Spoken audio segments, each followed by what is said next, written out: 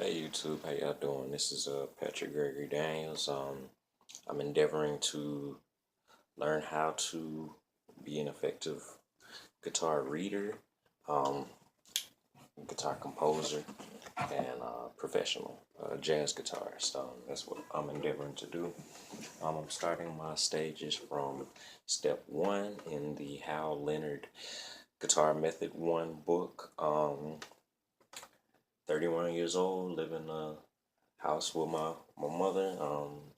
Roach infested and bugs fly around, and just whole gamut of different situations that aren't the most happy, pleasing situations. But I was watching a YouTube video on Eric Thomas, and he was talking about the moment where you want to be successful as bad as you want to breathe, you'll become successful. And he said some people, they want sleep more than you want success, or you want to play PlayStation more than you want to be successful, or just all sorts of different things that if you thought about the present situation that you're in versus where you want to be, would you be so casual about the way you seek your goal? And so I'm endeavoring to become a professional jazz guitarist, reading and writing jazz guitarist, because a gamut of different reasons. I want to be able to write all my music out and read my music and have a book full of it, and actually be able to travel with my guitar and a book of music and go and put on a show for people, and to deliver people and help them to feel great jubilation and rejuvenation, and efforts to actually bring people closer to Christ and love the kingdom of God. But I've been having a really big issue in exercise number 17 in the Hal Leonard Ode to Joy portion. The reason why the exercise was so tough is because the very first exercise where you began cross stringing. I'll play a little bit of the exercise right here, very slow. So it's E, F, G, G, F,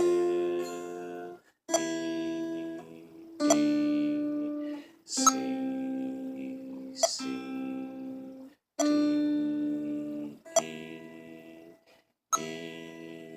E, D, D, E, E,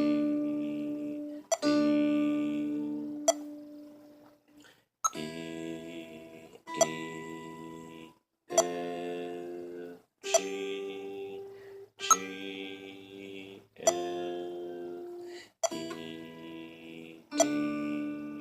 C, C, D, E, D, C, C, D, D, E, C, D, F, E, C, D, F, E, D, C, D, G, E, E, E, F,